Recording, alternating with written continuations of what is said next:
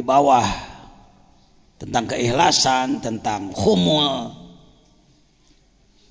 keterkuburan yang disebut ngubur diri. Ngubur diri itu ada ngubur diri sampai betul-betul mengubur diri, ada ngubur diri dalam arti khumul, ya, menyembunyikan diri dalam ketidakterkenalan. Kita sudah membahas juga tentang uzlah dalam arti luas. Silakan dibaca syarahnya masing-masing. Kadang di sini pengajian hikam ini saya membacakan syarah. Tapi kalau dalam pasaran agak sulit membacakan syarah secara tuntas, Pak, karena panjang. Saya lebih kepada mengambil ini kunci nomor sekian, prinsipnya anu, gunanya anu, begini cara menggunakan, gitu aja. Ya.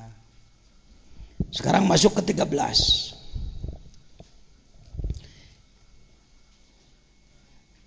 Hikmah ke-13. Substansinya lihat. Menerobos 4 penghalang penutup cahaya. Geus gagah yo. Jadi kalau seperti mobil sudah dibentuk, sudah di setel, bodinya, mesinnya, segala keperluannya, surat-surat sudah beres, sekarang tinggal mau apa ini? Mau start. Dari hikmah ke-13 start, Pak.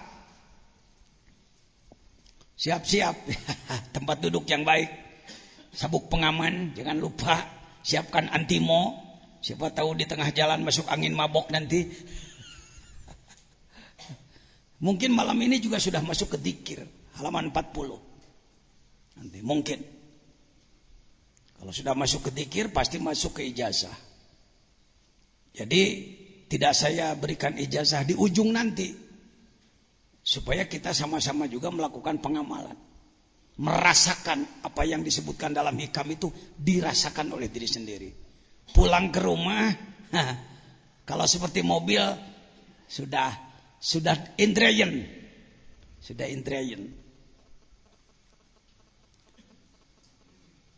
B. Penghalang keberangkatan roh. Sakurang eta lain kitu tan lurusna. A. Menerobos 4 penghalang. A. Penghalang keberangkatan ruh gitu.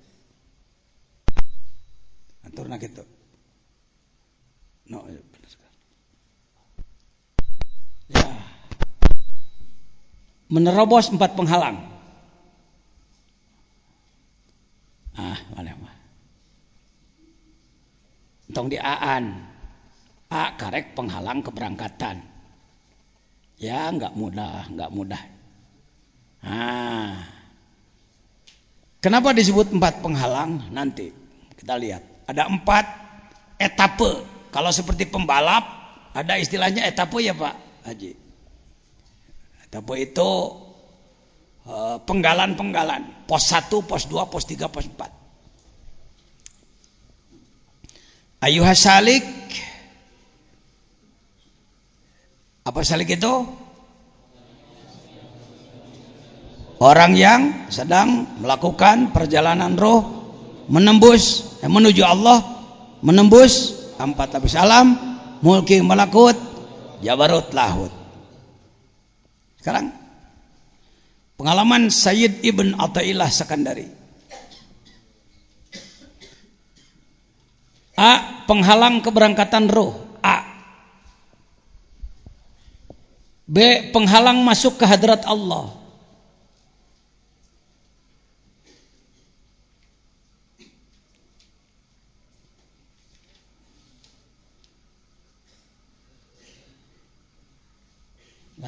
Lain kaliwat tawan nulis teh kaliwat. Memeh keberangkatan roh. A. Penutup cahaya meureun. Gitu di awal tidinya. A. Penutup penghalang, penutup cahaya. Rubah. Ya. Mana wajarnya dah hese nu kieu mah. Nah, penutup cahaya yang atas buang. Kita ambil contoh mobil ya, at-tasbih li taudih. Di antara akhlak Allah adalah bertasbih. Bukan tasbih, bertasbih. Mathaluhum kamathalil ladzi istauqada naro, tasbih. Perumpamaan. Bicara kepada umat, bicaralah dengan perumpamaan supaya lebih cepat nyambung pada orang. Mathalul ladzina yunfikuna fi sabilillah kamathali habbah. Ya. Sekarang kita ambil perumpamaan mobil. Pertama, menghidupkan mesin. Kedua, masuk gigi, berangkat. Ketiga, sampai di tujuan. Keempat, memahami segala sesuatu. Memahami segala sesuatu. Jadi perjalanannya 4. Satu adalah menghidupkan. Yang kedua, berangkat. Yang ketiga, sampai di tempat tujuan. Yang keempat, memahami segala rahasia. Coba diulang. 1, 2, 3, 4. Ayuhas salik, orang yang sedang belajar melakukan perjalanan ruh menuju Allah. Yang pertama, tugas Anda adalah tasyrik. Kita mengenal istilah tasyrik kan? Isyraq. Asyraka yusyriku isyraq. Syarraka yusyarriku tasyrik. Apa itu? Menyalakan kolbu. Sama dengan menyalakan mesin kalau mobil. Sejuta kali orang bicara dekat dengan Allah, dekat dengan Allah. Kalau tidak bercahaya dulu kalbunya, omong kosong. Itu klaim aja, itu basa-basi aja. Karena itu tahap awal, kaifa yasyruku qalbun. Bagaimana kolbu seseorang? Kolbu, daging hati bukan? Jantung? Naon atuh? Begitu. Santri hikam begitu. Kalbunya bukan daging hati, kalbunya bukan jantung, tapi kalbunya dimensi abstrak dalam diri manusia. Dimensi batin dalam diri manusia, dimensi ketuhanan dalam diri manusia. Stop menyebut bahwa kolbu adalah daging hati. Stop. Kalangan ulama, kalangan cendekiawan cepat berubah. Selama Anda memahami bahwa kalbu adalah daging hati, Anda tidak akan mampu mencetak manusia berakhlak. Tidak akan. Sebab sudah salah alamat sejak awal. Orang sakit mata dikasih obat jamu-jamu, dimasukkan ke matanya. Sembuh apa makin sakit? Wong sudah salah alamat dari awal. Yang sakit itu kolbunya, sedangkan kolbu ditujukan kepada daging hati. Sudah salah alamat sejak awal. Maka obat yang dimasukkannya juga obat yang bukan teruji, coba-coba aja. Itulah Indonesia, Pak. Itulah Indonesia. Kaifa yasyruku? Bagaimana kalbu, dimensi abstrak, wilayah batin manusia akan bersinar. Bukan sinar ini, nur Allah. Allahu nurus samawat wal ard. Allah itu adalah cahaya langit dan bumi. Bukan Allahu maliku nuris samawat. Allahu jailu nuris samawat. Allahu nurus samawat. Ari Allah teh nur samawat. Tapi aku tenempo apa ngirobna kayak gitu. Allahu mubtadaun nuru khabaruhu. Ari Allah teh nurus samawati wal ard. Kalau diumpamakan masalu nurihi kamishkat. Nur Allah itu ibarat miskat. Miskat itu tempat lampu dina dinding. Kalau budaya Indonesia, tempat lampu itu gantungan, paku. Kalau budaya Arab, karena temboknya tebal, tempat lampu itu cekungan. Itulah miskat. Jadi dina eta teh dilegokeun gitu, sok lampu di dinya. Itu miskat. Apa makna miskat? Cahaya ke sebelah lagi tertutup.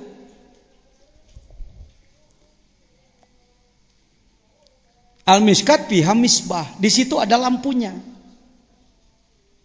Al-misbah fi zujajah, lampunya dikelilingi atau ditutup dengan kaca. Az-zujajatu ka'anha kaukab. Saking luar biasa cahayanya seperti halnya bintang-bintang. Ka'anha kaukabun duri. Yuqadu min syajaratin mubarakah, dihidupkan dari pohon yang barokah. La syarqiyah wala gharbiyah. Tidak timur dan tidak barat. Begitu ya ayatnya? Bisi salah. Kaukabun duriyu yuqadu min syajaratin mubarakah. Bukan la syarqiyah wala gharbiyah. Zaitunatim mubarakah terus? Betul, la syarqiyah wala yakadu zaituha yudiu. Tanpa api pun minyaknya menyala sendiri. Apalagi pakai minyak, apalagi pakai api. Nurun ala nur, cahaya di atas cahaya. Tarapati beres ngabahas ayat eta teh. Sebab yang disebutkan nurnya cahaya ieu, cahaya caang, lain cahaya ieu, cahaya rupaan. Yang disebut nur Allah itu adalah Allahnya sendiri.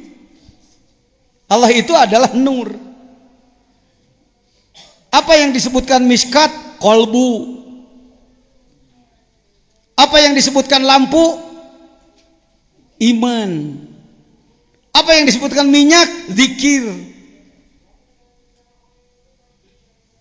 Cahaya Allah ke muka bumi tiada henti. Sebab ini sendiri cahaya Allah. Bumi, langit, pohon-pohon semuanya cahaya Allah.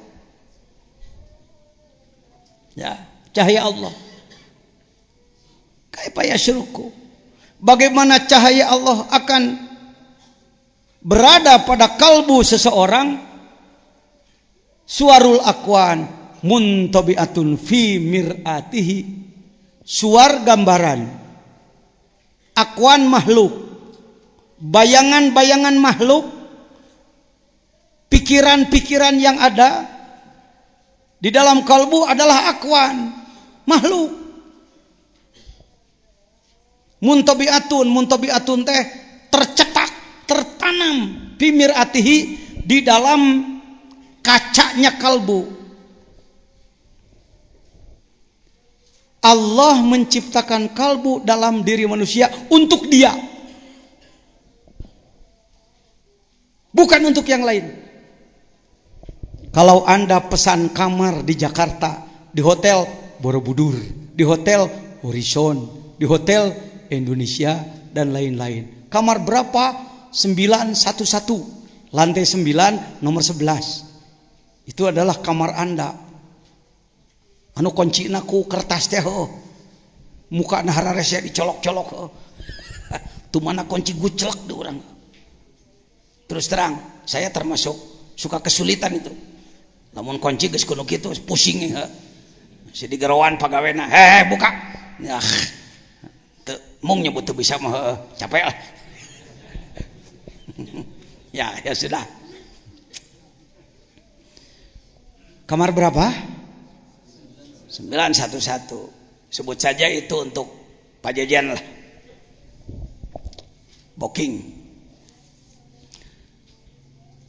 Selesai rapat, di ruang rapat, musyawarat, jam 10, jam 11 masuk kamar. Tidur. Jam 1 malam, datanglah petugas hotel. 1, membawa bayi yang nangis dan 2, membawa keranjang bekas ikan asin ke kamar 911. Kira-kira Pak Jejen seneng apa marah? Ngomong, seneng apa marah? Siapa? Kenapa? Kamar sudah di booking oleh saya lalu diisi yang lain. Paham? Begitupun Allah membuat kamar dalam diri manusia. Kalbumu adalah kamarku. Ya mahayo Baitullah teh itu di Mekah, batu. Baitullah nu tina batu itu gitu. Baitullah yang sebenarnya kalbumu. Eta teh istana Allah tahu. Sudah diboking oleh Allah dari dulu, wong yang bikinnya dia. Diasupan ke orang. Jual mobil kajero, dunia bau bangke. Bukan tidak boleh punya. Ini yang sering hikam dianggap anti dunia, salah paham. Nerangkeun akwan. Tidak boleh ada dalam kolbu. Entong kana kolbu, nalengan we dunia mah. Nabi Sulaiman punya dunianya sedikit, cuma sebelah bumi. 20.000 kilometer persegi. 20.000, kan dunia ini 40.000 kilo. Maka 20.000 kilometer persegi punya dia. Nggak terganggu kalbunya, tetap dikir ke Allah. Soklah, mending hati bersih bari beunghar hirup mah. Bisi kudu-kudu teuing teu beunghar, hati itu bersih. Dan sebenarnya yang hatinya bersih pasti barokah, pasti sejahtera hidupnya, pasti saya yakin. Ajengan beraninya ngomong pasti. Eta ayat Quran, wa may yattaqillaha yaj'al lahu makhraja wa yarzuqhu min haitsu la yahtasib. Kalau enggak percaya coret Quran ayo. Siapa orang yang bertakwa pasti bakal diberi jalan keluar dari kesulitan dan pasti beri rezeki tanpa diperhitungkan, alias beunghar. Lain kudu kafir nu beunghar, lain kudu Amerika, lain kudu Cina, Korea, lain kudu Jepang, ente kudu beunghar. Tapi kekayaanmu di tangan, jangan di kalbu. Setuju? Teh satu juga dah geus kitu ti dituna. Insyaallah mah urang wa. Teu akang teh hayang dunya memang teu boga. Ningan mah aya nu beunghar teu mere ngamek maneh. Nu beunghar ngeunah sorangan teh inget-inget ka aing teu geuning. Kira-kira pembahasan saya selamat nih. Selamat ya? Ma'rifatnya full. Hidupnya sejahtera. Bukankah itu tujuan negara? Bukankah itu tujuan Islam? Kenaun dina Quran aya Rabbana atina fid dunya hasanah wa fil akhirati hasanah wa qina adzabannar. Oh, Rabbana atina fid dunya hasanah wa fil akhirati sayyi'ah au aksuh. Bidunya sayyi'ah wa fil akhirati hasanah. Bidunya bil akhirati. Dirubah Quran ku ente. Jangan merubah-rubah aturan dasar dengan pemikiran bodoh kita, pemikiran malas kita. Kalbu untuk aku cek Allah. Jangan masukkan bangkai ke kamarku. Mas asup kana hate, da lain masna lain ngalamunan aya asup. Atawa geus boga ingetna ringrang. Teu bisa heus euy naon sababna emas anu maling. Waduh, tungtuna heus di garasi. Suk-suk ngaletakan mobil. Itu gara-gara dunya masuk ke mana? Di tanganmu saja. Jangan ada satupun akuan makhluk yang masuk di dalam kolbu Anda. Ya nyelonong-nyelonong nggak apa-apalah, tapi usir deui. Tuh. Makanya ada dzikir khafi. Boleh saya menjaharkan boleh karena saya wakil talqin. Begitu sup karena hati teh cas aduh mil teh mobil si teh mercy baby band new ice batu monyong lampu dua meni alus jero hipu hebat pisan. Non kulitna ge kulit asli hargana murah ngan 2 miliar dipake na geunaheun pisan. Allah init diusir deui ku tentara dikir sub deui. Waduh itu dolar satumpuk. Lamun boga dolar sakitu maka kebon nu kalerek dibeli mitoha rek dikamekahkeun opatanana. Lamun pamajikanna dua adi beteng can gawe-gawe rek disadiakeun perusahaan pabrik tahu. Datang di tiga Allahu Allah tong dina hate na otak we na otak sebentar cukup tulis saja di buku lah adi beteng rek dipangmieunkeun pabrik tahu pagawe karunya kamana-mana numpak ojek wae ai kahujanan urang pangmelikeun Daihatsu asal ieuh dalam otak semua kan ada itu sahnu eueuh dina otak da kabeh ge hayang tong sok api-api jeung saya mah menang hayang dilarang teu ku Islam tak dalam Al-Quran dari mulai surat Al-Fatihah sampai An-Nas tidak ada ayat yang berbunyi ya ayyuhalladzina amanu la tamlikud dunya hei orang yang beriman kamu tidak boleh memiliki dunia tidak ada ayat itu yang ada adalah fa idza qadaitumus sholata fadhkurullah terus ka dituna fa idza qudiyatis sholatu pantasyiru fil ard wabtagu min fadli hayo arusaha bisnis euy hayo tayangan padol Allah kop kadinya abdi mah teu pira usahana ge kana naon dagang ceuhil abdi mah korek ceuhil sakari ngirim 2 kapal kalau saya sih cuma tusuk sate sakari ngirim 3 kapal nya beunghar sok atuh pek tidak ada larangan. Nabi Muhammad adalah bisnismen, eksportir, importir. Benar Pak Jajan Nabi Muhammad eksportir, importir. Eta ini dagangna ka mana? Dari Mekah ke Syam. Kira-kira dari Jakarta ke Bangkok, ke Thailand. Berangkat ke ditu umpamana bawa tusuk sate 3 kapal, pulang bawa batik sutra. Itu kan eksportir, importir. Begitulah Nabi Muhammad. Hei jual teh orang jadi kiai, hayo he ngajejeleh. Imam Hanafi ge dagang tahu. Imam Hanafi waktu dagang waktu ngarang-ngarang. Itu urang mah teh kitu jadi mualim meusan berjuang rada teu pati nyaan heuh. Tapi kalakuan loba cicing, daharan kudu dianturan batur. Nyen masjid kudu ku masyarakat, naon kudu ku masyarakat. Kiai mah tarima nyupiran di mana mimitina? Serius. Benang sia, beureunh kana grog. La ilaha illallah. Lain hayang diagul-agul, anak jadi kiai di dia. Kenapa masyarakat tidak bisa melawan saya? Rek lawan kumaha? Nyen masjid biak 2 miliar masyarakat ngan 300 juta mantuan anak, gagedeuna anak. Teu bisa masyarakat ngaledek-ledek kiai sieunan ku aing. Ngomong naon sia cuy. Sing maneh di lemur. Kendeng 2 siki ge ku masyarakat wae ngomeanana. Jangan. Mari saudara. Kalau saudara hari ini merasa miskin, saya mantan ustadz paling miskin di Sukabumi. Sudah lihat istana saya tadi malam?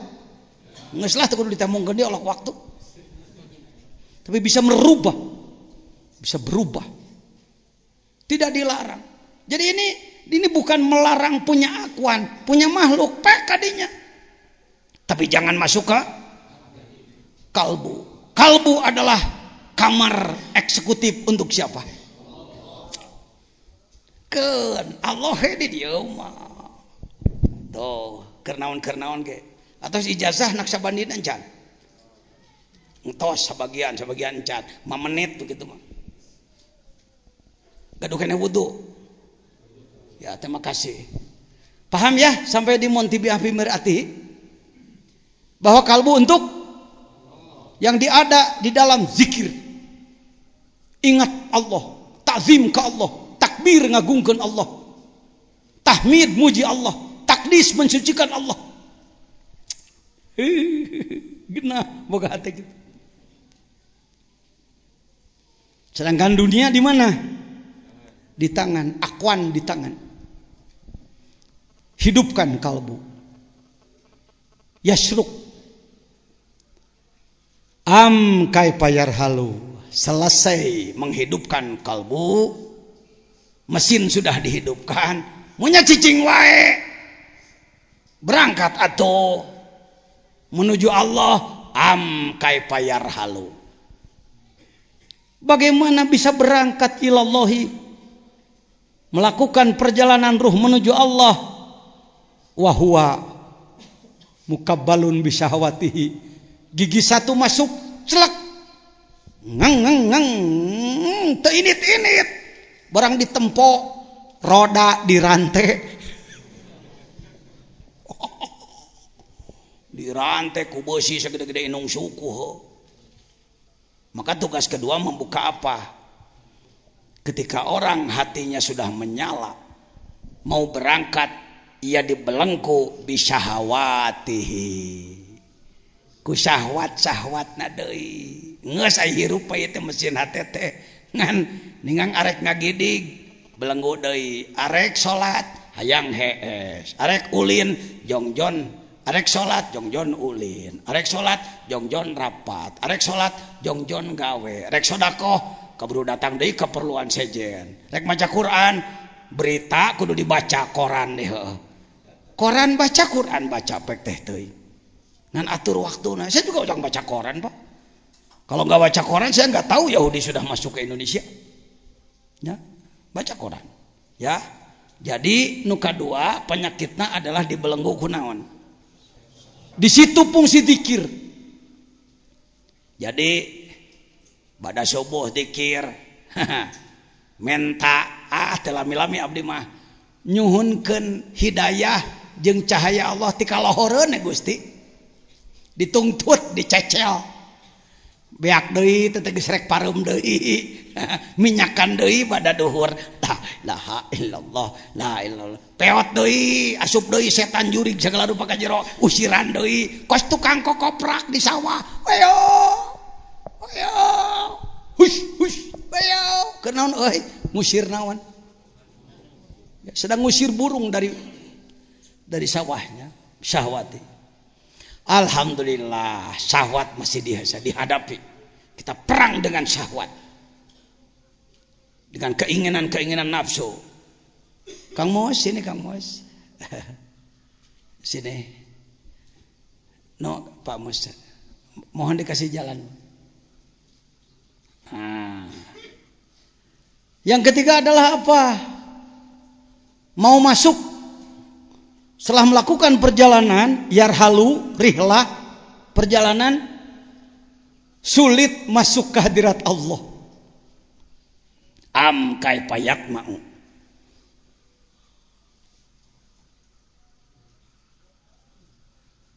Nah kumaha arek bisa hayam ayyadhul hadrat Allah, masuk ke hadrat Allah.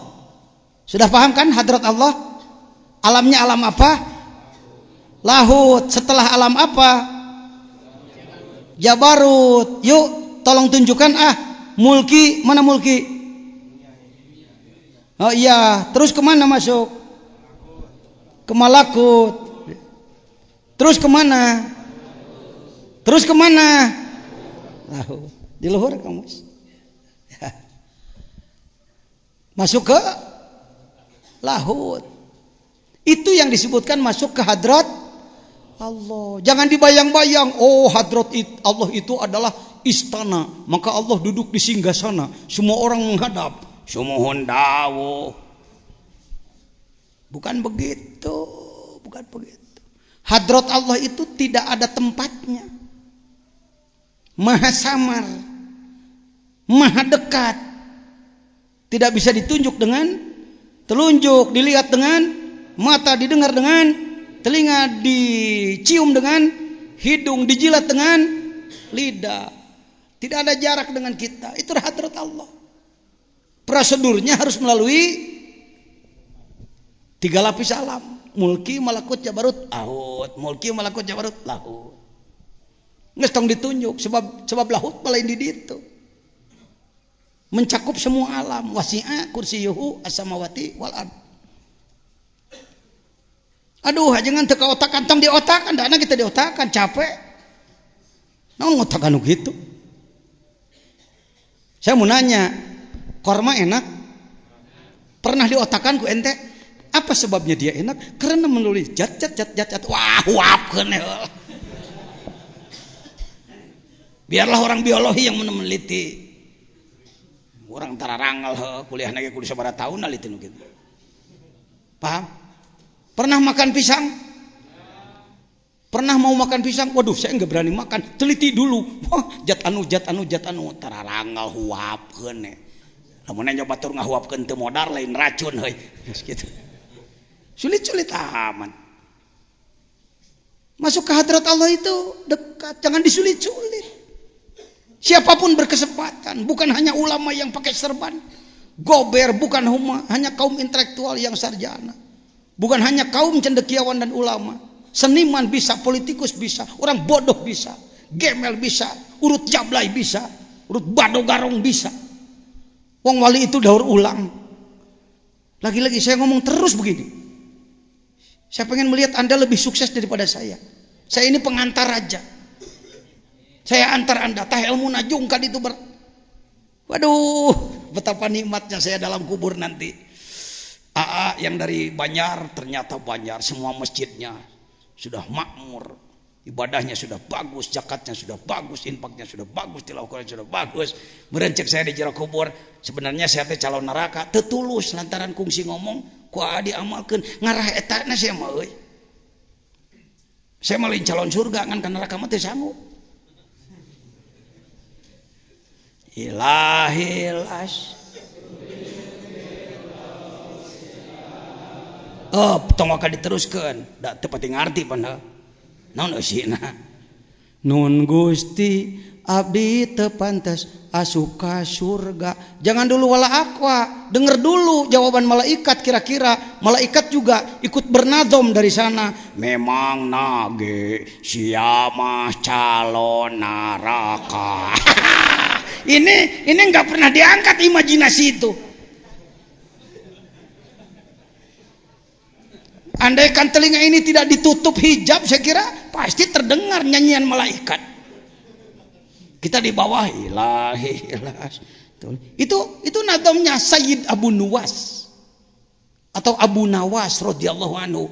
Abu Nawas di Indonesia jadi badut. Asal orang guguyon asal mah Abu Nawas we. Abu Nuwas, Sayyid Abu Nuwas radhiyallahu anhu yang menyusun doa tobat ilahilas itu. Tokoh kedua di Indonesia yang jadi badut siapa? Syekh Alauddin radhiyallahu anhu. Jadi Aladin.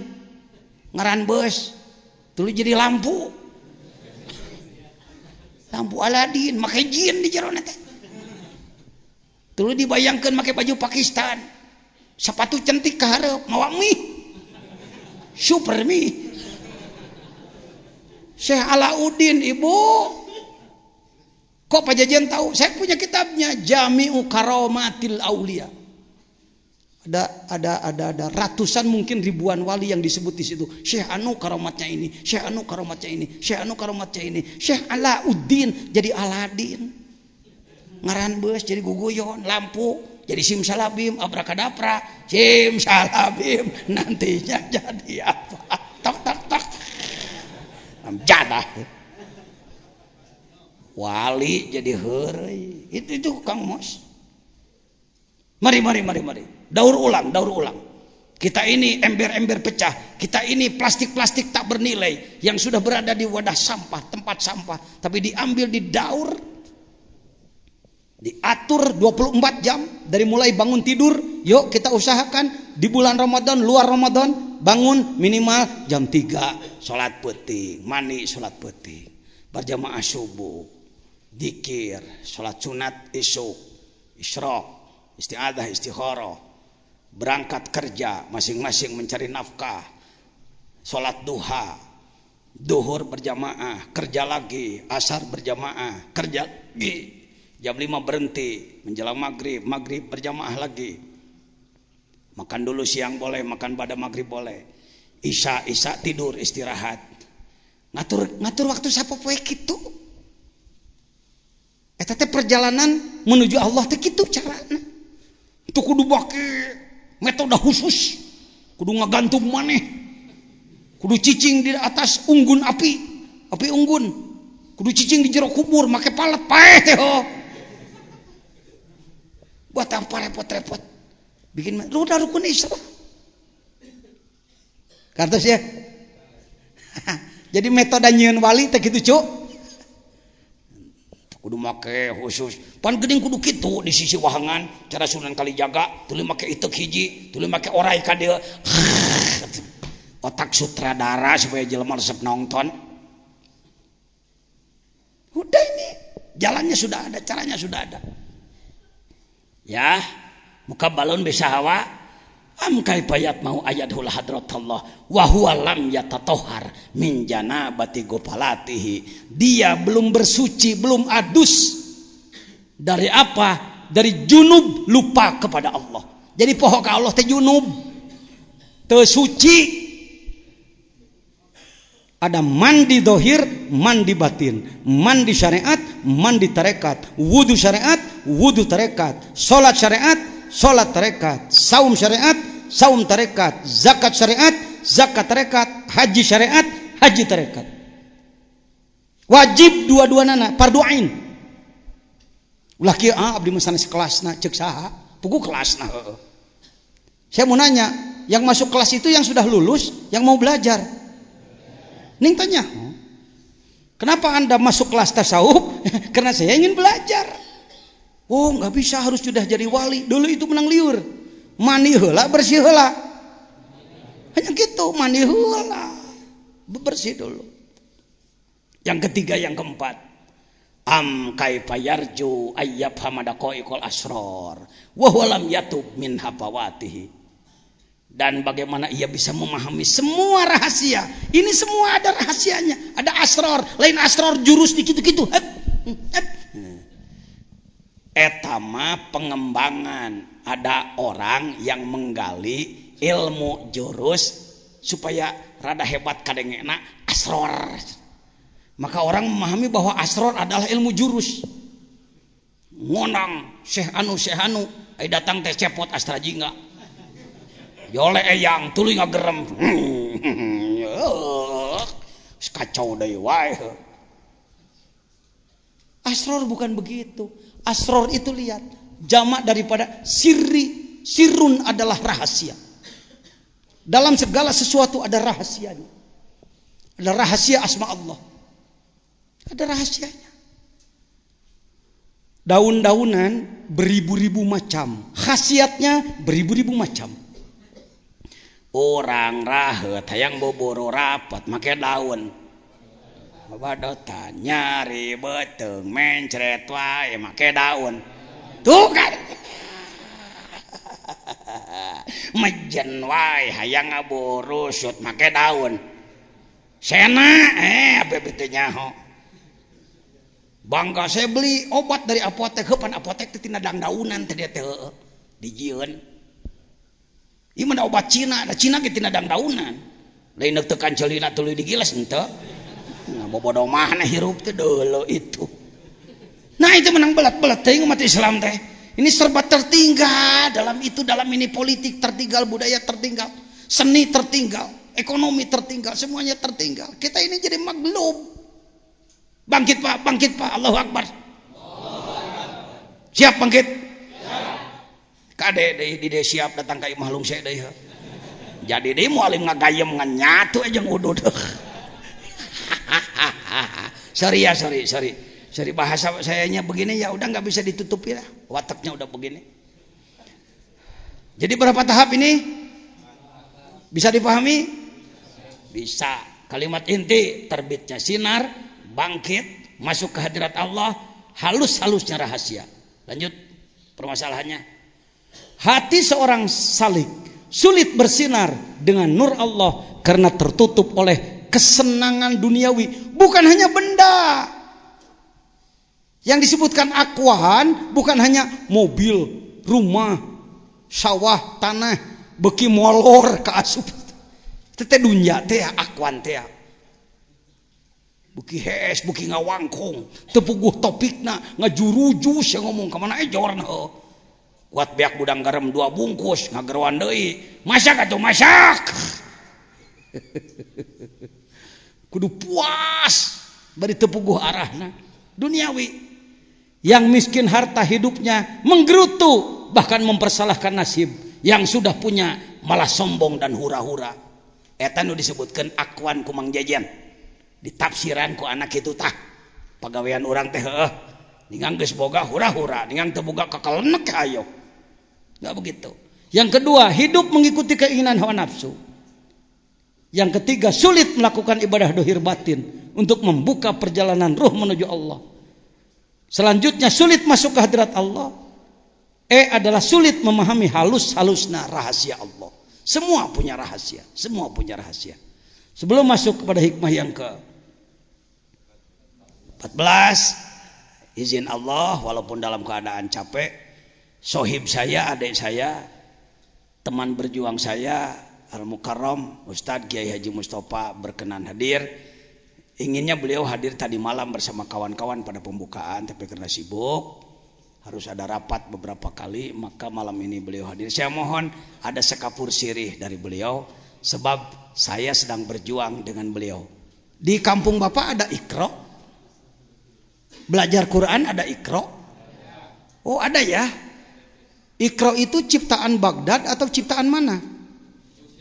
Oh Jogja ya. Sudah kenal dengan orangnya belum? Nah ini orangnya. Mangga.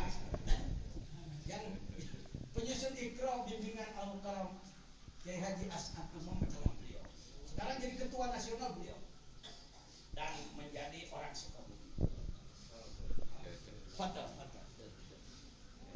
Biar beliau salah seorang saksi agungnya zikir. Boleh, tidak sekapur sirih. Sejam 2 jam boleh. Bismillahirrahmanirrahim. Assalamualaikum warahmatullahi wabarakatuh.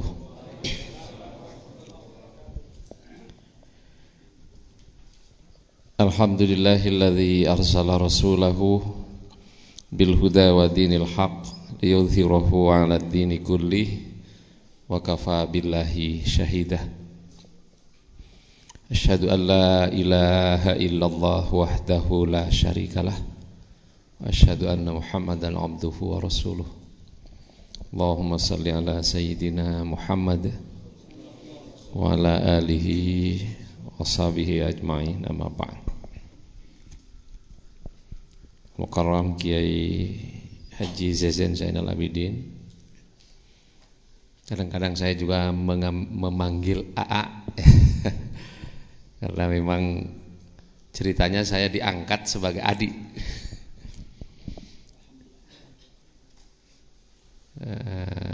Bapak-bapak, saudara sekalian, para tamu yang jauh maupun yang dekat, yang sangat saya hormati, yang dimuliakan Allah. Terus terang pada malam hari ini saya menjadi salah seorang yang sangat berbahagia, ya, karena bisa bertatap muka langsung dengan Al-Mukarram semua. Orang yang datang dari jauh untuk, sebut saja singkatnya, untuk mendekat kepada Allah, ya. Barangkali di dalam sekapur sirih saya ada baiknya saya sedikit menambah cerita mungkin yang sudah banyak disampaikan oleh Al-Mukarram. Memang benar, saya ini dilahirkan di pulau kecil namanya Pulau Bawean. Beliau sendiri sudah 3 kali datang ke tempat kami. Subhanallah, syariatnya dengan kehadiran beliau sekarang di Pulau Bawean ini, sebut saja kembali menemukan jati dirinya yang saya anggap sudah lama hilang, ya. Oh ada kabar. Ya, ini situasi pada waktu itu di Pulau Bawean. Yang sedang membaca ini adalah almarhum Raden Kiai Haji Abdurrahman, biasa dipanggil Din Makmang, yang kemarin mungkin sudah disampaikan oleh beliau. Beliau baru saja meninggal dunia. Alhamdulillah sempat ketemu. Beliau adalah tokoh utama di Pulau Bawean itu. Memang sekarang orang Bawean sedang apalah berkabung dan ini mencari ini siapa ini yang menjadi penerus begitu. Yang alhamdulillah Pulau Bawean itu ya Allah takdirkan sebagai mungkin salah satu pulau di Indonesia yang saya kira tidak ada satupun orangnya yang non muslim. Kalau ada orang non muslim datang ke situ, saya kira kalau kuat 2 tahun tetap non muslim itu sudah luar biasa. Itu kalau sudah 2 tahun biasanya ya jadi masuk Islam ya. Di pulau ini. Dan alhamdulillah dan insyaallah ini program akan diteruskan. Ini pada waktu Maulid ini ya. Di sana Maulid ya, kalau di sini Maulud ya sama. Di sana Maulid, jadi deket-deket bahasa Madura lah. Saya tidak pernah membayangkan dan sebelumnya memang tidak pernah bermimpi ya bisa bertemu dengan Al-Mukarram. Ya, karena dulu impian saya waktu kuliah di Jogja itu memang ingin tinggal di serambinya Jakarta begitu ya. Saya tidak berminat untuk tinggal di Jakarta, tapi ingin tinggal di serambi Jakarta. Allah kabulkan ya, ternyata benar. Jadi Sukabumi itu sebetulnya serambinya Jakarta. Jadi kalau ditelusuri kita keliling Jakarta itu sebut Jabotabek, sekarang Sukabumi belum disebut. Tapi kalau lihat kondisi sekarang, Bogor sudah tidak begitu kondusif, Bekasi, sekarang semua perusahaan juga maunya lari ke Sukabumi. Dan kita lihat keliling Jakarta ini satu-satunya daerah ya yang secara terus terang eksis tokoh-tokohnya menyatakan deklarasi penegakan syariat Islam itu Sukabumi. Cianjur itu pejabatnya. Tapi kalau di Sukabumi ini masyarakatnya. Subhanallah. Nah, saya mungkin bercerita sedikit. Memang di Sukabumi itu Bapak-bapak ya, ini saya kira ini penting saya sampaikan. Ketika saya datang dulu saya 5 tahun itu tiarap lah, tidak keluar dari lembaga yang saya rintis itu. Karena pendatang lah, biasa pendatang begitulah. Kalau namanya pendatang kan tidak mungkin istilahnya ujuk-ujuk langsung diterima. Konsepnya harus berkarya dulu. Sebab memang lebih bagus karya yang bicara daripada lisan. Tapi kalau orang sudah berkarya harus bicara. Ya kalau seperti Ajengan sekarang mau bicara apa saja. Seperti Al-Mukarram mau bicara apa saja sekarang. Mobil ya paling hebat, pesantren hektaran, ke Mekah tinggal mau aja berangkat. Ya bicara, tapi kalau seperti saya kita mungkin ya harus ngerem dulu nih. Berkarya. Oleh karenanya memang pertama saya bersyukur kepada Allah bisa bertemu dengan beliau dan kemudian ya diangkat sebagai adik ya. Luar biasa. Ini yang mempercepat proses saya diterima masyarakat Sukabumi.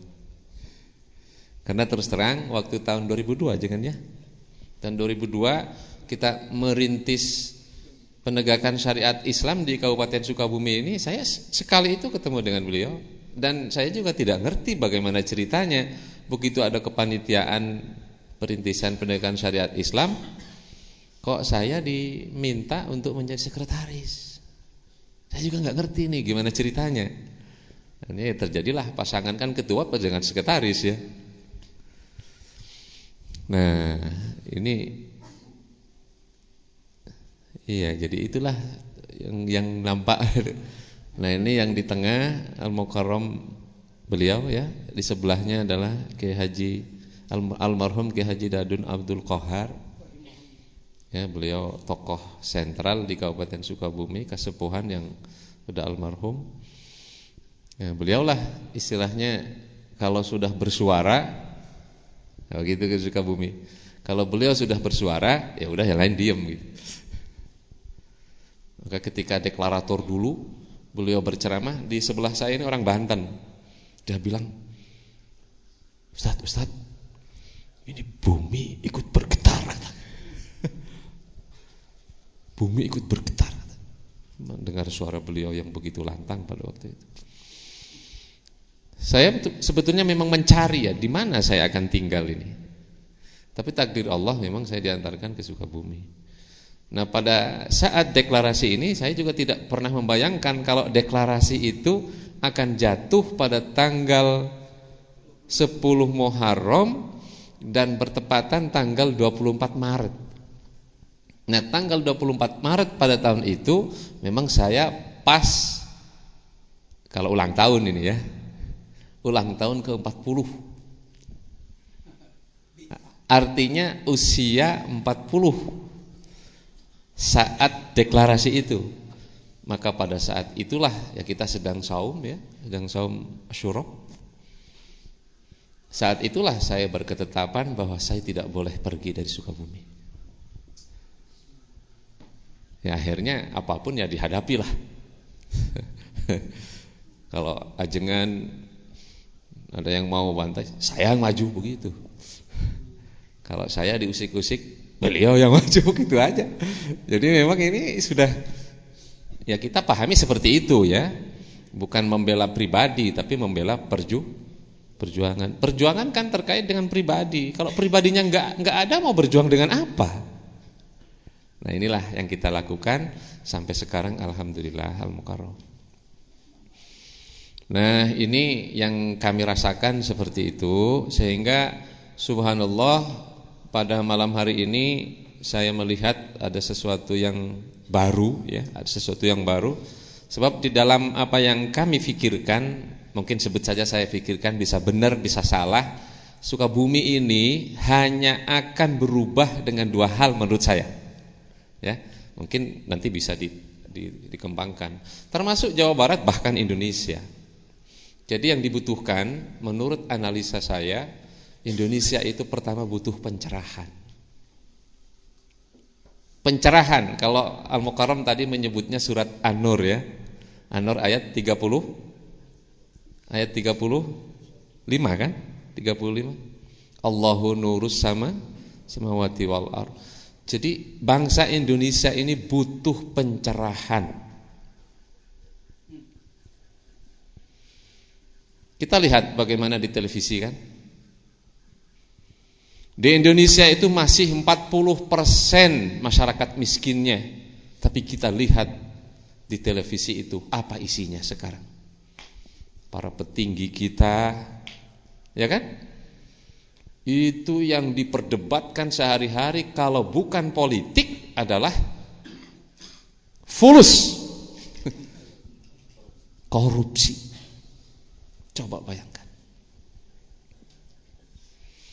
Maka kita melihat di sini, sebut saja kalau kita telusuri kan semuanya mayoritas muslim itu, saudara kita semuanya itu.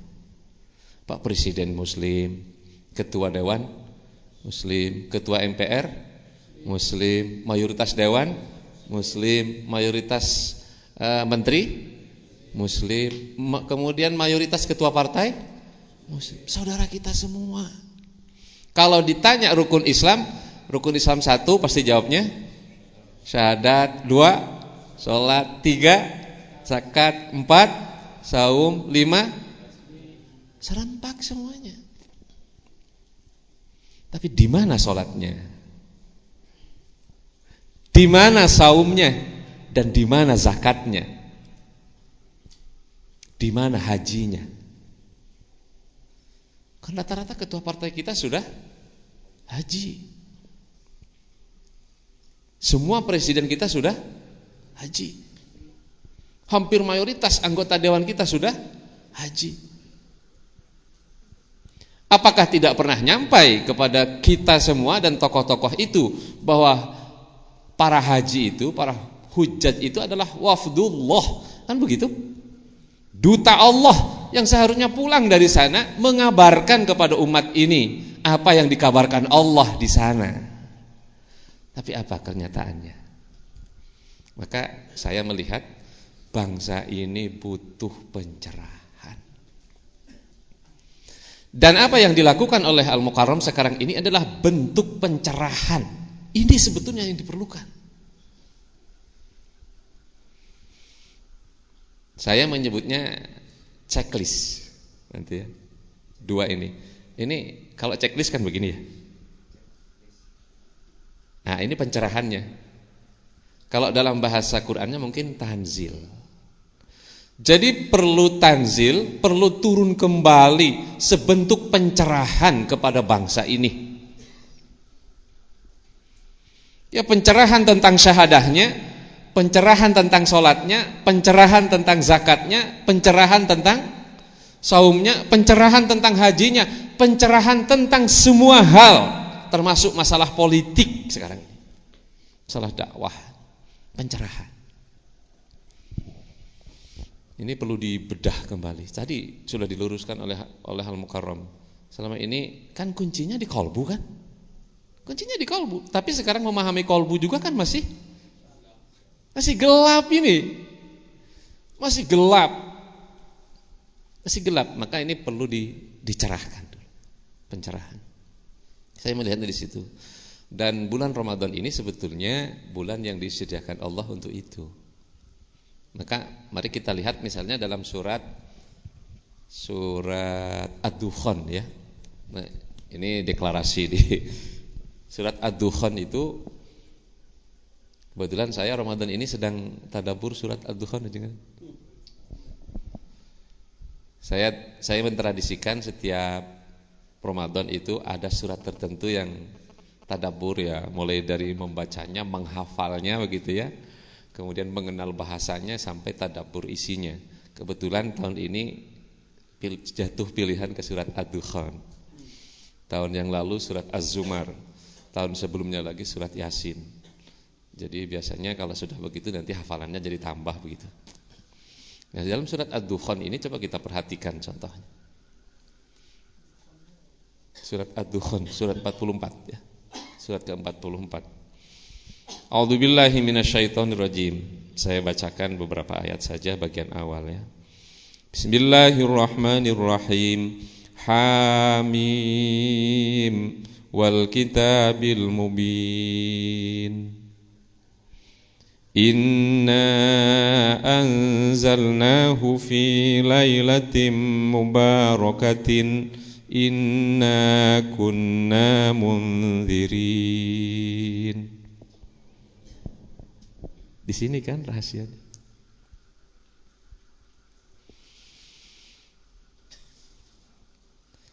Fiha yufraku kullu amrin hakim. Amram min indina.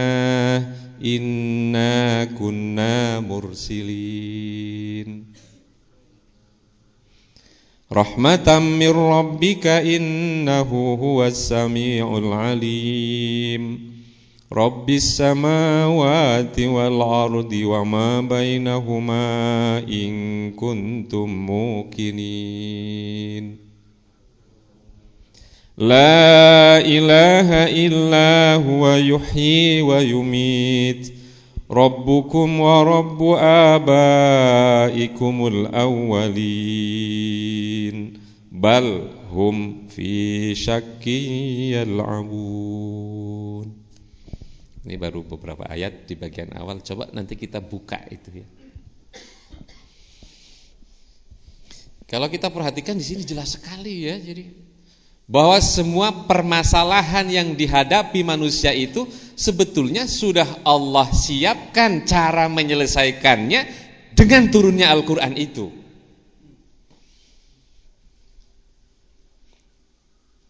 Ini kan fiha yufraku kullu amrin hakim.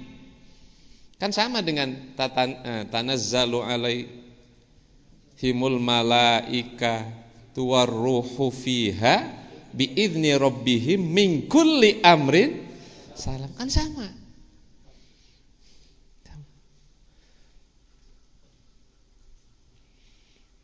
Nah, kalau kita perhatikan apa yang dijelaskan Al-Mukarram tadi, ya memang persis. Kembali. Jadi kembali harus dicerahkan bangsa ini. Maka saya teringat apa yang disampaikan Pak Habibie, ya memang takdir Allah, beliau memimpin negara ini hanya sebentar dulu ya. Pak Habibie pada waktu menjadi ketua ICMI dulu pernah mengatakan begini, andaikan 50 tahun yang akan datang Republik Indonesia ini masih ada, maka salah satu impian terpenting saya adalah pada waktu itu presidennya adalah harus sudah ahli Al-Quran. Kata beliau pada waktu, menteri-menterinya harus hafid Al-Quran. Kata beliau, kalau saya nggak bisa. Tetapi ketika beliau mendapatkan penghargaan internasional sebagai ahli pesawat terbang, diwawancarai oleh salah seorang wartawannya cerdas ini yang mewawancarai. Pak Habibie, baru saja Bapak menerima penghargaan yang luar biasa, mata dunia sekarang sedang melihat Bapak nih. Bapak sekarang berusia 53 tahun, yang ingin kami tanyakan, 43 tahun yang lalu di jam yang sama ini, apa yang sedang Bapak lakukan? Wah, itu kalau bukan orang cerdas ngitung-ngitungnya ini susah. Ini jawab Pak Habibie luar biasa itu. Ini wartawannya wartawan hebat nih, bukan kayak wartawan Sukabumi datang-datang. Wartawan Sukabumi itu datang ogah. Saya suka ngemarahin wartawan di Sukabumi itu. Mudah-mudahan ada yang ikut ngaji di sinilah, jadi supaya tercerahkan. Ya, itu wartawan yang hebat itu. Kata Pak Habibie apa? Ya, pada waktu itu saya berusia 10 tahun. Pada waktu itu jam 10 malam. Coba bisa ngitung, Pak. Saya bersama ibu saya berada di tepi bukit di Sulawesi. Pada waktu itu saya sedang membaca Al-Quran. Subhanallah. Ini. Nah, presiden kita yang lain-lain sekarang gak ada yang gitu, semangatnya kurang nih. Tapi takdir Allah, beliau memimpinnya sebentar ya. Ya, ini contoh-contoh pencerahan. Nah, yang kedua yang dibutuhkan, kalau sudah dicerahkan, maka harus diteruskan. Kemana? Nahdhah, harus bangkit. Jadi cerahkan lalu bangkit, ini yang diperlukan sebetulnya. Jadi kalau kata Al-Mukarram tadi, ya setelah begini mau gimana kita akan gitu. Nah, ini yang kita lakukan di Sukabumi, alhamdulillah. Kemudian ya sampai sekarang masih terus, walaupun ya kita belum bisa maksimal ya. Belum bisa maksimal Bapak-bapak. Inilah yang terus kita lakukan. Dua saja yang kita lakukan selama ini Sukabumi yang saya pikirkan, pencerahan, kebangkitan. Cuman ini perumusannya pencerahan dengan apa? Oleh siapa? Harus bagaimana metodenya? Kan ini. Nah, ini alhamdulillah sekarang nampaknya setelah tahun kelima jangan ya. Setelah tahun kelima ini mulai ditemukan lah. Ya kita berdoa mungkin tahun depan, kalau sekarang sudah 500 lebih aja kan ya? 800. Ya, kayak tahun depan sudah bisa jadi 5.000 ini tahun depan. 5.000 kumpul di sini. Kalau ada umur kita doakan beliau sehat, panjang umur ya. Kemudian dimudahkan rizkinya terutama. Dimudahkan rizkinya ya. Doa kita kepada Allah Subhanahu wa taala. Di antara semua yang hadir ini saya kira ya pasti ada yang didengar oleh Allah Subhanahu wa taala ya. Nah, inilah mungkin semacam apalah ya, satu sisi perkenalan, sisi yang lain mungkin saya rasa bahagia menyampaikan hasil pengalaman dengan beliau ini. Dan ternyata Bapak-bapak memang pengalaman itu yang kemudian menjadi guru besar kita itu. Memang harus bergerak. Ya saya sebetulnya tidak ngerti, disuruh ngurus zakat sebetulnya backgroundnya bukan orang santren, kemudian tidak pernah kuliah di agama, di IAIN enggak, kuliahnya juga di UGM-nya juga jurusan kimia. Jadi sebetulnya banyak enggak nyambungnya ini ya. Jadi kalau tidak ketemu dengan orang seperti beliau, ini tidak tercerahkan, mungkin saya enggak mampu. Tapi subhanallah, yang saya ingat kalimat dari beliau pada waktu itu ketika saya hampir menolak menjadi ketua BAS itu. Kata beliau, Pak Mus, kan saya biasa panggil Pak gitu, Pak Mus, saya sarankan terima dengan ikhlas, dengan belajar ikhlas. Allah pasti bantu.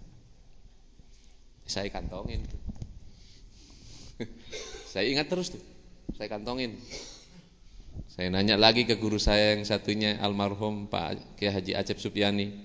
Kata beliau juga begitu, Pak Mus, saya siap membantu, terima dengan ikhlas. Ya akhirnya dua guru ini saya kantongin.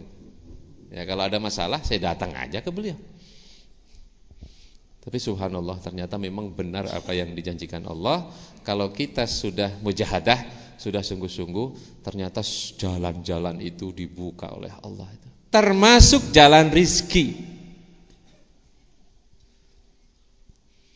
Kan tidak mudah membuktikan. Kalau kalimatnya gampang diucapkan ya. Wa may yattaqillaha yaj'al lahu makhraja wa yarzuqhu min haitsu la yahtasib. Gampang kan? Gimana membuktikannya? Nah, buktinya masyarakat Sukabumi mengeluh di mana-mana kekurangan duit, kekurangan dana. Di mana kalau suruh bergerak enggak ada dananya, kan begitu kan? Nah, proses membuktikan kebenaran janji Allah ini sebetulnya yang menjadi tantangan bagi setiap dai. Dan ini dulu yang dialami oleh Rasulullah. Coba kita lihat surat Al-Isra. Itu sejarahnya Nabi di-mi'rajkan oleh Allah itu kan latar belakangnya jelas sekali pada ayat 90 itu. Saya enggak bisa membayangkan kalau itu datang misalnya kepada kita sekarang orang-orang kafir ini suruh membuktikan kebenaran janji-janji Allah itu. Kan di situ jelas sekali pada ayat 90 sampai 94 kan jelas. Pertama, Nabi Muhammad didatangi oleh orang kafir ini suruh membuktikan, coba sekarang pancarkan mata air di sini untuk kami. Di tengah padang pasir suruh pancarkan mata air. Satu. Jadi yang aneh-aneh yang diminta. Atau katanya kalau itu enggak bisa, ini kan ada kebun kurma, ada kebun anggur, lalu alirkan di sini air, apa tuh? Air sungai. Bayangkan di gurun pasir minta air sungai. Ya orang-orang kafir seperti itu. Yang aneh-aneh yang diminta. Atau kalau tidak, itu minta langit itu diruntuhkan. Orang kafir kan begitu. Ya Nabi diam aja. Ada waktu itu. Atau kalau itu juga enggak, mereka itu minta agar supaya dibangunkan rumah serba dari emas. Kan begitu. Enggak dijawab oleh Nabi. Atau mereka minta lagi, kalau begitu udah datangkan saja langsung Allah dan malaikatnya berhadap-hadapan dengan kami. Ya kan, gimana ini menjawabnya? Atau permintaan terakhir, kalau itu juga enggak, udahlah kamu kata naik aja ke langit deh. Tapi harus turun membawa kitab yang bisa aku baca, yang bisa kami baca. Kalau itu tidak terjadi, sampai kapanpun kami tidak akan pernah mempercayai kamu. Akhirnya yang dikabulkan Allah memang mi'rajnya. Akhirnya Nabi di-mi'rajkan oleh Allah itu. Tapi kan tidak turun membawa gumpalan Al-Quran yang sudah utuh sepenuhnya, kan tidak. Karena Al-Quran sudah turun sebelumnya berangsur-angsur. Memang targetnya orang kafir itu ingin menggagalkan agar tidak bisa dijawab oleh Nabi. Kan begitu. Maka terjadilah pada waktu itu yang sudah mulai mau masuk Islam jadi mundur lagi. Yang ragu-ragu jadi kafir lagi.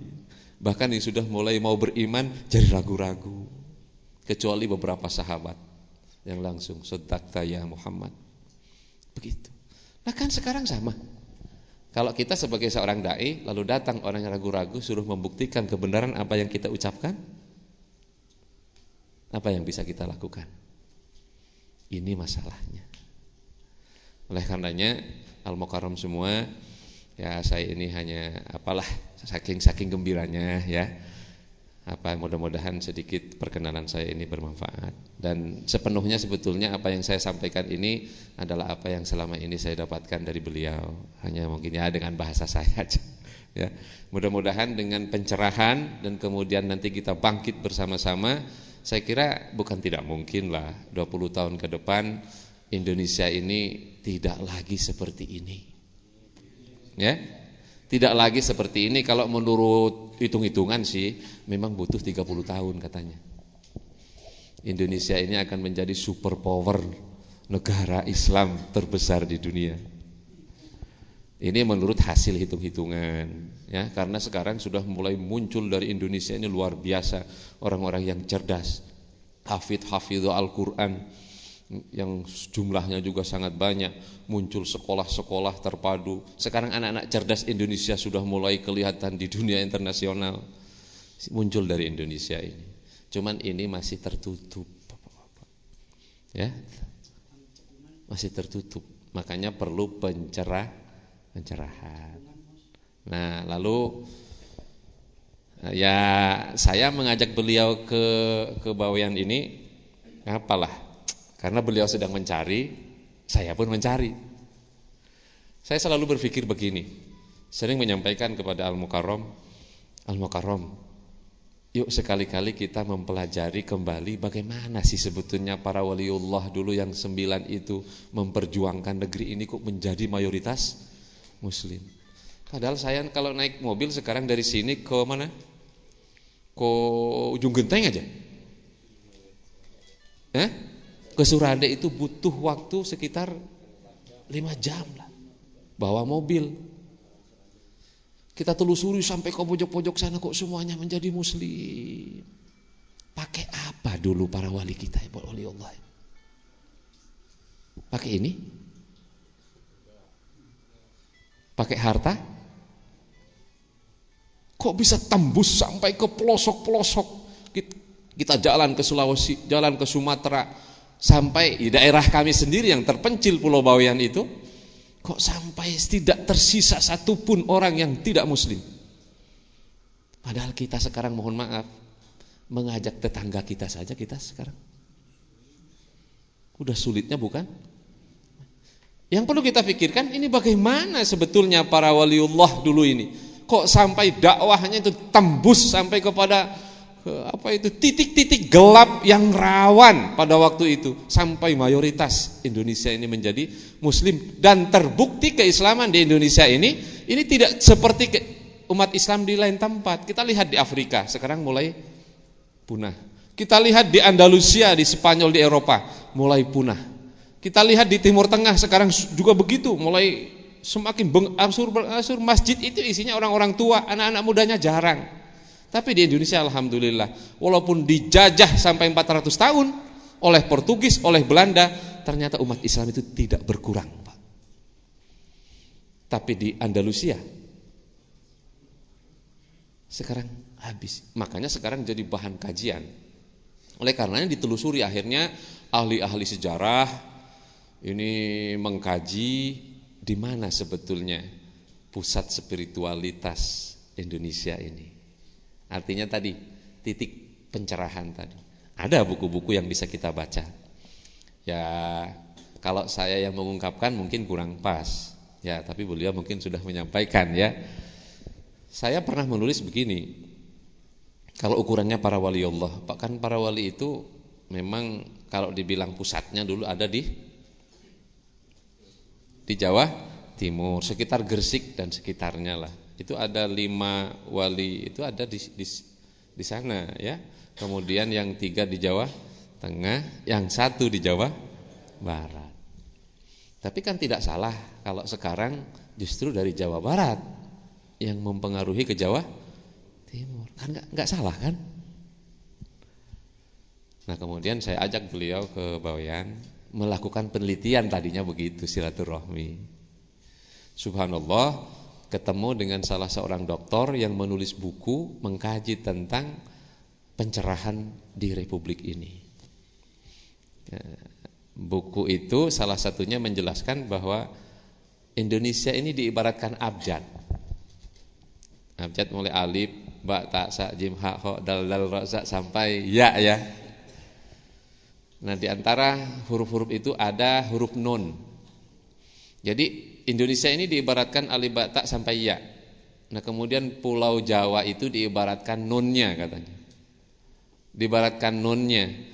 Nun itu kan bentuknya begini, ada titik satu di atasnya. Kalau enggak ada titiknya enggak bunyi kan? Kan begitu? Kalau enggak ada titiknya enggak bunyi. Nah, ada titik nun, kira-kira seperti itu. Ini abjad ini Indonesia itu ya. Ada titik nunnya itu. Nunnya itu adalah Pulau Jawa. Nah, orang sedang mencari titiknya ini. Karena hampir semua proses perubahan di Indonesia itu berasalnya dari Pulau Jawa ini. Coba lihat sekarang presiden kita juga Jawa semua. Ya, Pak Habibie nongkrong sebentar ya, gak balik lagi ke Jawa. Kemudian yang memimpin Nahdlatul Ulama Jawa. Kemudian memimpin Muhammadiyah sekarang?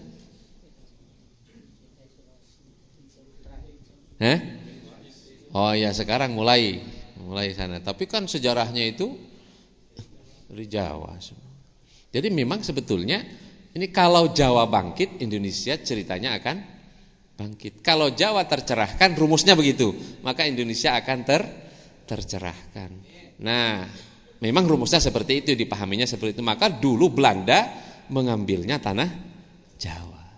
Ini sudah kajian geografis, kajian geologis, kajian sosiologis sudah masuk semua itu. Nah, orang mencari sekarang. Kalau Jawa itu adalah nun, maka orang sedang mencari titiknya. Di dalam buku yang ditulis oleh salah seorang dokter itu, ternyata dari hasil penelitian katanya ya, yang namanya juga penelitian, bisa dipercaya bisa enggak ya, tapi nanti mungkin zaman akan membuktikan. Jadi ternyata ini hasil analisa itu yang disebut titik nunnya itu, ternyata yang disebut itu adalah Pulau Bawean itu. Maka saya ajak ke sana beliau untuk melihat titik nun itu. Saya menyebutnya cekungan spiritualitas. Saya sebetulnya belum pernah membaca buku itu, cuman saya nulis saja. Ini ada cekungan spiritualitas di Indonesia ini yang akan menjadi pusat perubahan secara spiritual yang akan mempengaruhi Republik ini. Ya, ini tapi mencari di mana ini? Ya, saya beranikan diri ternyata ketemu dengan buku itu ya. Nah, Bapak-bapak, ya tidak disebut abjad kalau tidak ada nunnya ya, dan tidak disebut nun kalau tidak ada titiknya. Maka penting kiranya untuk menggali kembali sebetulnya gimana pengaruh. Setelah saya lihat ternyata dalam sejarah benar, hampir semua para wali itu pernah ditempa di Pulau Bawean katanya. Ya, begitu. Tapi karena saya orang Bawean yang bercerita agak kurang mengena ini ya. Tapi saya sendiri sudah lama tidak tinggal di Bawean. Ya, suatu saat mungkin nanti akan kita buktikan lah. Dan pula orang Bawean itu memang sampai sekarang punya pusaka. Pusakanya itu melekat betul. Pusaka yang pertama adalah Al-Quran. Makanya bapak-bapak jangan heran ya, di mana-mana orang Bawean itu biasanya dekat masjid. Kemudian jadi imam masjid. Kalau bapak pergi ke Bandung, masjid besar itu ada orang Bawean di situ. Sekarang almarhum Bapak Kasim Gifari. Itu orang Bawean tuh, jadi imam besarnya. Bapak keliling ke Jawa, ke Madiun, kemana, masjid-masjid besar itu selalu ada orang, Masjid Raya selalu ada orang Bawean. Bapak pergi ke Mekah, salah satu imam besar di Mekah itu adalah orang Bawean. Dan memang sudah dicetak seperti itu. Ya, pusakanya satu Quran, kemudian yang kedua adalah Al-Hadis. Kemudian pusaka yang ketiga disederhanakan, ini kitab paling sederhana itu Safina. Ya, Sulam dan Safina itu pusaka. Kemudian yang terakhir yang disepakati sebagai kitab budaya sejarah adalah Barzanji. Makanya kalau masuk ke Bawean Bapak, tiap malam Jumat semua musola itu bunyi Barzanji itu. Orang Bawean itu bisa membaca Al-Qur'an banyak awalnya dari baca Barzanji. Bisa diadu ya. Ya Bapak bisa adu dengan saya kalau soal baca Barzanji. Nah, ini gambarannya seperti itu, sehingga ya mudah-mudahan dengan syariatnya saya bisa dipertemukan dengan beliau, saya bisa terbimbing ya. Kemudian saya bisa menimba ilmu, dan syukur alhamdulillah sekarang saudara makin banyak lagi. Ya, mudah-mudahan seterusnya kita masih diberikan waktu oleh Allah untuk bersama-sama, bukan hanya menyaksikan ya, tapi ikut andil dalam kebangkitan bangsa Indonesia ini ya, menjadi bangsa yang besar karena Islamnya. Ya, bukan besar karena kalau sekarang kan besar kan terkenal karena korupsinya ya, terkenal karena TKW-nya gitu. Terkenal karena apanya lagi? Nah, utangnya. Ini Bapak semua ini wajah-wajah penghutang semua ini. Tuh, kelihatan kan utangnya 10 juta semua ini. Kelihatan nih. Jadi nah, kita berharap nanti tanda-tandanya adalah keberhasilan zakat. Kalau zakat sudah eksis, insya Allah nanti bangsa Indonesia ini tidak akan kesulitan dana lagi. Kita sudah buktikan di Sukabumi, walaupun masih sedikit, tapi ini sudah bisa berbuat ya. Sudah bisa berbuat. Seperti kita akan bangun 1.250 rumah kaum duafa, ini bisa dilakukan ternyata dengan dana zakat itu. Nah, kalau setiap daerah bisa begitu nanti selesai. Karena harta zakat ini harta yang tidak pernah habis-habisnya. Ya, sekarang keluar, nanti tahun depan datang lagi lebih banyak. Dikeluarkan, datang lagi lebih banyak, begitu. Dan inilah harta yang dijanjikan Allah keberkahannya. Oh iya, ini kan kita gunakan itu seperti misalnya sekarang. Alhamdulillah anak-anak kita yang di Mardiwaluya itu ya. Di sini ada pesantren Mardiwaluya Pak ya. Di kota itu. Itu anak-anak kita dari selatan yang diambil ke situ. Dipesantrenkan 6 tahun. Anak-anak kita itu. Tapi alhamdulillah dengan dana zakat ini sekarang semuanya bisa di-stop dan dipindahkan ke pesantren. Dikembalikan lagi ke pesantren-pesantren Islam. Kemarin dari Tegal Bulet wilayah selatan sana, ini juga diangkut ke Cianjur, Pak. Setiap tahun 10, 15 begitu. Dipesantrenkan di Mardiyuwana. Sendalnya, sarungnya, bajunya, celana dalamnya, odolnya, sabunnya, makannya, semuanya dibiayai dengan gratis oleh mereka. Kira-kira 6 tahun jadi apa anak itu? Tapi alhamdulillah dengan dana zakat ini sekarang bisa di-stop. Subhanallah. Dulu sebelum punya dana, ya kita nggak bisa berbuat. Kalau sekarang ada yang begitu, saya bisa perintah, hentikan. Gitu. Karena ada duit. Nah gitu ya, kalau duitnya kagak ada, gimana ngomongnya ya. Nah inilah, mari kita bersama-sama mensukseskan ini. Dan saya kira ke depan mungkin program seperti ini harus menjadi prioritas dalam pembiayaan. Seharusnya begitu ya.